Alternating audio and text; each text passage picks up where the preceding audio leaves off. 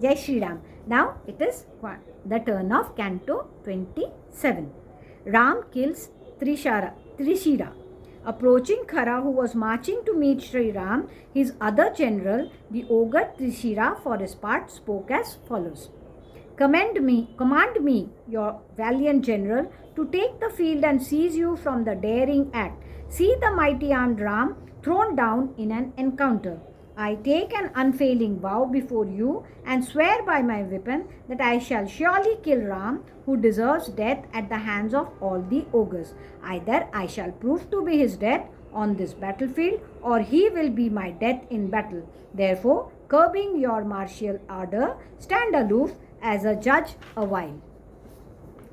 You will either return to Janasthana highly delighted in the events of Ram being killed by me, or in the event of my being slain, you will march against Ram for an engagement with him. When Khara was won over by the said Trishira, due to his being covetous of death at the hands of Sri Ram, Trishira was granted leave in the words, "Go, fight." The latter proceeded towards Sri Ram, a sign of Raghu. Trishira, for his part, who with his 3 heads looked like a 3-peaked mountain, drove in a glittering chariot drawn by horses against Sri Ram on the field of battle. Pouring volleys of arrows like a huge cloud, he uttered a roar like the crash of a drum drenched with water. Perceiving the ogre Trishira coming, Sri Ram, a sign of Raghu, greeted him with his bow, discharging sharp arrows.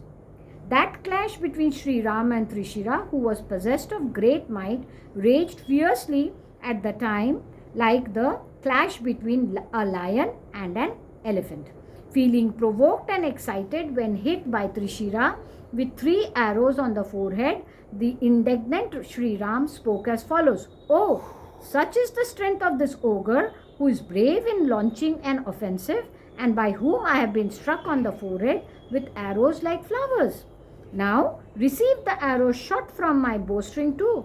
Saying so, Sri Ram, who was highly excited and enraged, discharged 14 serpent-like arrows on the chest of Trishira, with 4 arrows having bent nodes. The glorious Sri Ram struck down the 4 swift-footed horses of his chariot, while with 8 more arrows he knocked down the charioteer on his very seat in the chariot.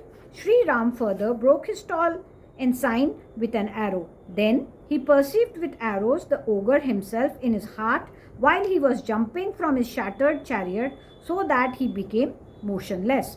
Nay, full of indignation, Sri Ram, of immeasurable prowess, struck on the 3 heads of that ogre with 3 swift arrows, spurting streaming blood. When thus mortally hurt by the shafts of Ram, the night stalker fell down where he stood on the field of battle, joining the company of his heads already fallen. Feeling disheartened, the surviving ogres, who had taken shelter under the banner of Khara, took to their heels and did not tarry any more than the deer so scared away by a tiger. Enraged to see them running away and rallying them, Khara hurriedly rushed towards Ram, alone as the planet Rahu assails the moon.